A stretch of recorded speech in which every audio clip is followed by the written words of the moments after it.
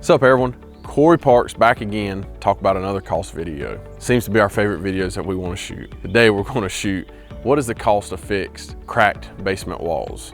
And as with all other videos, we want to talk about the factors that go into that to give you a better idea of what those costs could be or what they could go to. First and foremost, what's the linear foot of the cracks? How many linear feet do them cracks run? And what type of cracks are they? Are they horizontal or are they running vertical? Those different directions of cracking tells us different things about what's going on with the structure, and they come sometimes with different fixes. Is the wall moving?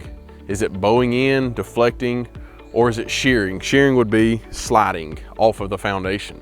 If the walls are moving, how much? If it's less than 2 inches, a lot of times we can fix that with carbon fiber. More than 2 inches comes with some other options. Those options could be plate anchor systems, tiebacks, or various other processes to fix that wall and get it back where it needs to be, such as I-beams. Do you as the consumer or the customer want the wall pulled back straight, or do you want to just stabilize it? If you want it pulled back straight, we're going to have to dig out the outside of that wall. Again, that impacts the cost. How much are we going to have to dig out? Can we dig out? How much room do we have to work with? Once we dig that dirt out, we have to set that dirt away from the house somewhere. Are there utilities in that area? Are there other structures such as buildings or pools or pool houses or anything like that that's going to be in our way? If they are, that's going to create some challenges that we have to work around.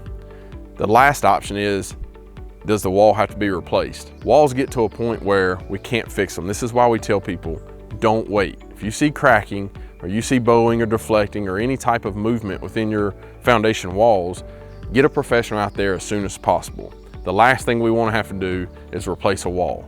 When we do that, we have to temporarily support the house, which comes with a lot of risk, and then we also have to remove and replace the wall. Now, if it's an older house, we may also have to pour new footings because the current footings, if it has any, may not be up to today's standards. After we replace a wall, the county inspectors are most likely going to require us to waterproof it as well.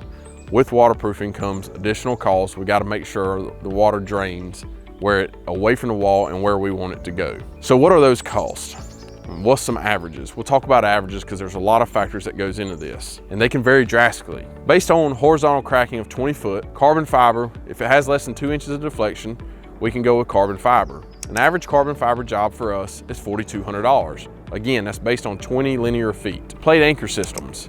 An average job for a plate anchor system, which would be over 2 inches, would be anywhere between $5,000 and $5,500 for that same 20 linear foot of cracks. If there's some issues on the outside of the house where we can't use plate anchor systems, such as other structures, a garage, something like that, and we have to use helical tiebacks, you're looking at typically $8,000 to $8,500 for an average tieback job.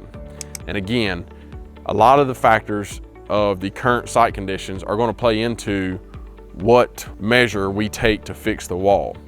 When it comes to rebuilding the foundation wall, that typically starts at minimum at $25,000. This is why, again, we want people to contact us before it gets to this point.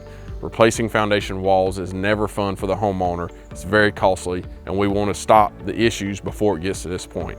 Hopefully this answers your questions. If it doesn't, please let us know in the comments. We're happy to reshoot it, but we think we've been pretty detailed on some of the average costs that it takes. The only way to truly know what those costs are is to have a professional, licensed and insured foundation repair company come out and take a look. And make sure you get a foundation repair company that doesn't provide a one solution fits all, because that is definitely not the case in the foundation repair world. Y'all have a great day.